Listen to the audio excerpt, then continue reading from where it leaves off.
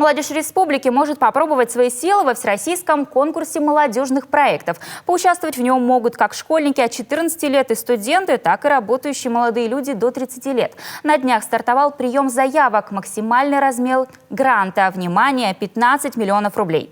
Участники могут представить не более 3 проектов по каждой из номинаций. В прошлом году из Коми на конкурс заявилось более 80 человек. Из них 27 стали победителями. Елена Кононова подробнее.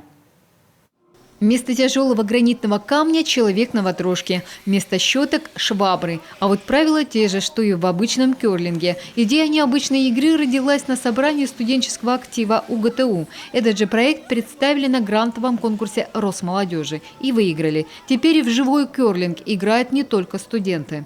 Живой керлинг только на машинах, а мы взяли под основу керлинг на ватрушках. Всегда разные участники.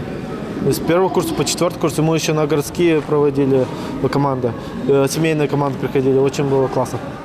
Впрочем, это не единственный проект из Коми, который выиграл грант в 2020-м. Кроме ухтенца, свои задумки смогли реализовать еще 26 человек. По количеству победителей среди физических лиц в Северо-Западном федеральном округе наша республика оказалась на 2-м месте. В этом году ожидается, что желающих попробовать свои силы будет еще больше. Прием заявок уже стартовал. Тематика для идей самая разная – добровольчество, спорт, туризм, профилактика негативных проявлений среди молодежи и так далее.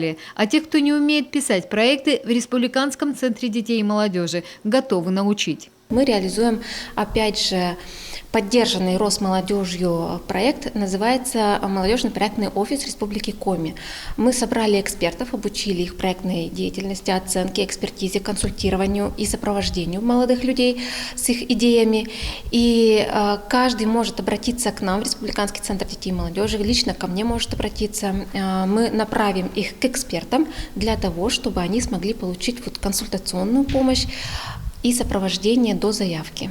И уже на днях эксперты сами поедут по муниципалитетам, чтобы с молодежью встретиться на местах. Специалистов сегодня ждут в Сыктывдинском и Кайгородском районах, а также в Воркуте. Надо отметить, грантовый конкурс молодежных инициатив входит в платформу «Россия – страна возможностей». Она создана по инициативе президента России. Это отличная возможность получить финансовую поддержку на реализацию инициатив тех, кто хочет улучшить жизнь в своей школе, родном селе, городе. Заявки принимают до 7 апреля.